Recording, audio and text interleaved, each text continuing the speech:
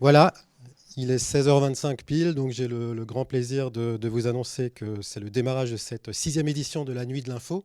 Et je suis en compagnie de trois partenaires que je vais vous présenter. Vincent Blanleuil, le directeur de l'UFR de Matinfo, Guy Mamoumani, le président du Syntec numérique, et Thierry Von Felt, le délégué régional du Syntec. Et ces trois invités vont prendre la parole un peu plus tard pour vous expliquer pourquoi la Nuit de l'Info, c'est un fantastique événement pour les étudiants et pour les enseignants. Donc je vous rappelle que c'est la sixième édition de la nuit, que nous avons une croissance phénoménale de 55%. Nous sommes à 2113 étudiants cette année et donc pour moi c'est un grand plaisir de vous accueillir ici à travers ce système de Web TV pour commencer notre nuit 2012. Et sans plus attendre, je vais passer la parole à Vincent Blanleuil au titre de la puissance invitante qui va nous donner son point de vue de directeur d'UFR. Bonjour, merci beaucoup.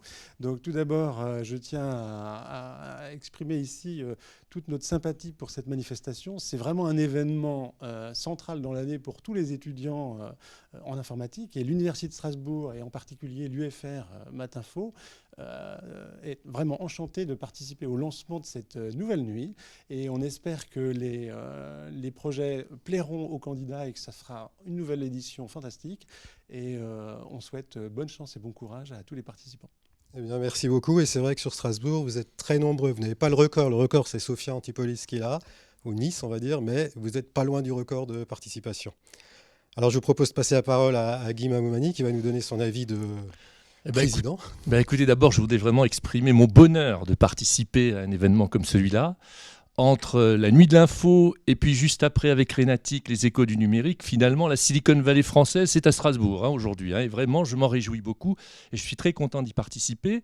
Il faut savoir que le Syntec numérique représente plus de 400 000 salariés qui sont issus justement d'universités, de grandes écoles et que pour nous, il est très important de soutenir ce type d'initiative. Que nous avons même créé une association qui s'appelle Pascaline pour faire mieux connaître les métiers du numérique auprès des étudiants, auprès des collégiens, des lycéens.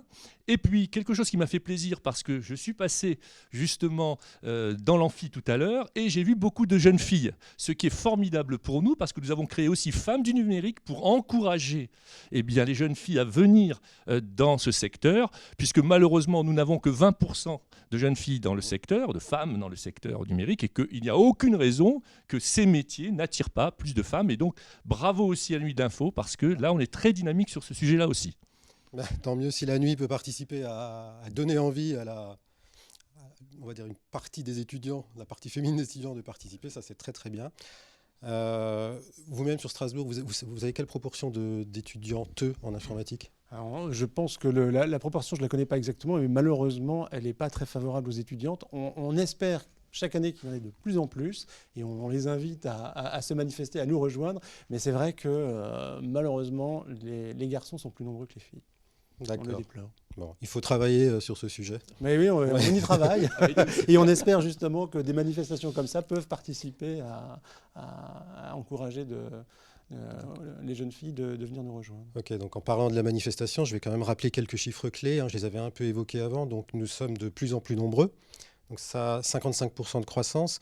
Nous sommes aujourd'hui 2113. Nous sommes sur, je crois, une trentaine je ne sais même plus combien d'ailleurs, on est tellement nombreux. Donc sur une trentaine de sites universitaires, il y a 37 sponsors défis. Et là, je veux prendre un peu la parole pour remercier les sponsors. Donc nous avons trois niveaux de sponsors. Les sponsors Gold. Sponsor Gold, donc là, Logica par exemple, le Syntec numérique et Gandhi, qui se sont engagés à nos côtés pour nous aider de manière globale sur la nuit. Et ensuite, nous avons de très nombreux 37 sponsors de défis, c'est-à-dire ce sont des sponsors qui définissent un défi et qui se sont engagés d'une part à doter ce défi, mais surtout à juger ce défi, ce qui est la partie la plus méritante, parce que demain matin, quand les étudiants iront se coucher à 8h11, eh bien, il leur appartiendra, et ça ne va pas être facile, de juger ces participations, et pour cela, ils auront de 8h11 jusqu'à midi. À midi, les différents défis devront proclamer leurs résultats et ces résultats devront donc être ensuite redispatchés vers les participants de la nuit. Donc ça, c'est ce qui nous attend demain. Et donc, pour les sponsors défis, et il faut aussi remercier les sponsors locaux. Alors ça, ce sont toutes les entreprises qui nous aident à nourrir les étudiants en nous permettant d'acheter des pizzas, du coca, du chocolat et d'autres boissons énergisantes, que je ne citerai pas. Et voilà un petit peu la structure. Donc, je vous rappelle aussi à tous que nous sommes dans une structure qui fonctionne par émergence.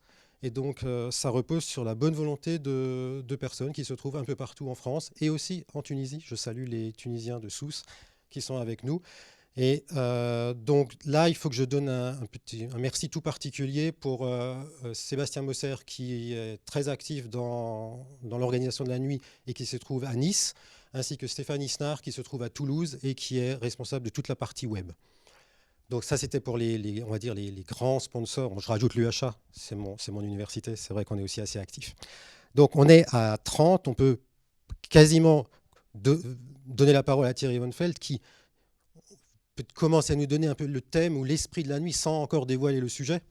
Donc je propose que Thierry nous dise comment ce sujet est né.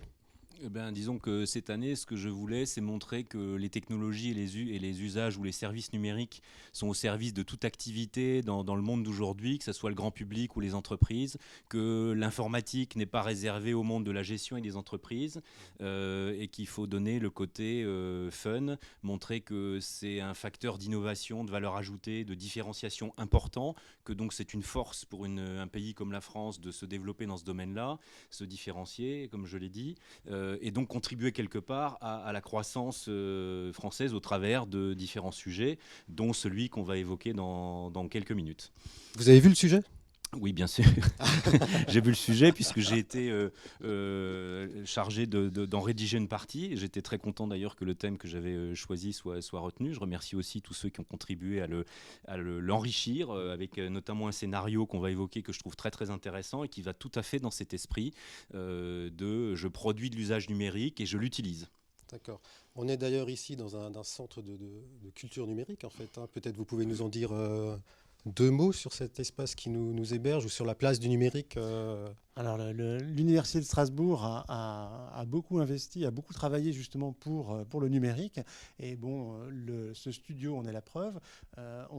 Régulièrement, les grandes manifestations, comme je l'évoquais à l'instant, la venue de Cédric Villani il y a quelques semaines à Strasbourg a été filmée et est accessible en ligne. Donc, c'est une vraie culture ici et on se fait un grand plaisir de faire partager cet événement à l'aide de cette technologie qui est chez nous. Tout à fait. Et donc, 10 secondes pour encore parler de la technologie. Il est vrai qu'on a atteint cette année les limites de la technologie qu'on utilisait jusqu'à présent, qui était la visioconférence multipoint N vers M, et c'est à partir de 30 ou 37 points, ça devient difficile. Mais il est 16h33. Thierry, à vous la parole. Eh bien donc le sujet, c'est la valorisation du patrimoine culturel français ou tunisien pour nos amis de Sousse. Donc ce sujet va permettre bien sûr d'être très innovant, très original, de mixer aussi les cultures, puisqu'on attend bien sûr l'aspect technologique, l'aspect ergonomique, mais aussi l'aspect des contenus. Et là, les équipes qui ont su aller chercher des gens qui sont les uns historiens, culture, etc., eh ben, je pense, ont un atout non négligeable.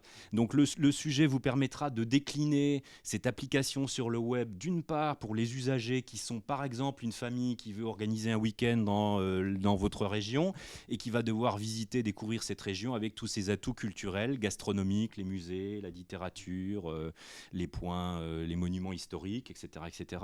Avec un scénario que vous allez découvrir dans le sujet détaillé qui doit être maintenant publié sur le web, entre la petite fille, l'adolescent, le père, la mère, qui ont chacun des intérêts différents et qui doivent trouver de quoi organiser leur week-end au travers de ça. Sans oublier, bien sûr, les gens qui publient le contenu. Donc, ça peut être les restaurateurs, les responsables de musées, les historiens ou les associations culturelles de certains villages qui veulent mettre en valeur leur patrimoine et donc le publier au travers de cette application. Donc, le côté, on va dire, back-office, publication de contenu, où là aussi, il faut quelque chose de très ergonomique. On ne doit pas être dans la technologie informatique pure, dans des usages simples pour mettre à disposition ces contenus au plus grand nombre. Oui, et je crois que dans le sujet, et ça les étudiants vont le voir, une partie que je trouve tout à fait remarquable, c'est qu'en fait, les usagers vont pouvoir inventer de nouveaux usages. Des usages vont émerger à partir de ce qui aura été offert par les étudiants. Et je laisserai les étudiants le découvrir dans le sujet lui-même, qui est évidemment plus détaillé que ce qu'on a eu le temps de diffuser ici. Je crois qu'on atteint la fin de cette introduction. Je vais vous laisser la parole pour finir, peut-être, Monsieur Mamoumani. Un petit mot, vous savez qu'on vit un environnement plutôt morose actuellement, on ne parle que de décroissance, on ne parle que de crise. Et bien ma foi, voilà un vrai bol d'air et j'ai pu y participer au travers de vos tweets et je vous encourage à représenter ce que nous appelons l'industrie du futur et puis dans des entreprises qui changent le monde. Merci beaucoup. Chers étudiants, tweetez bien, prenez beaucoup de photos, remontez beaucoup de vidéos. Tout ça participera à un montage vidéo qui sera réalisé après l'événement. Ça nous servira à promouvoir la nuit de manière beaucoup plus large. Et je vous rappelle le défi de l'an prochain, faire plus que 55% de croissance. À bientôt. Bonne nuit.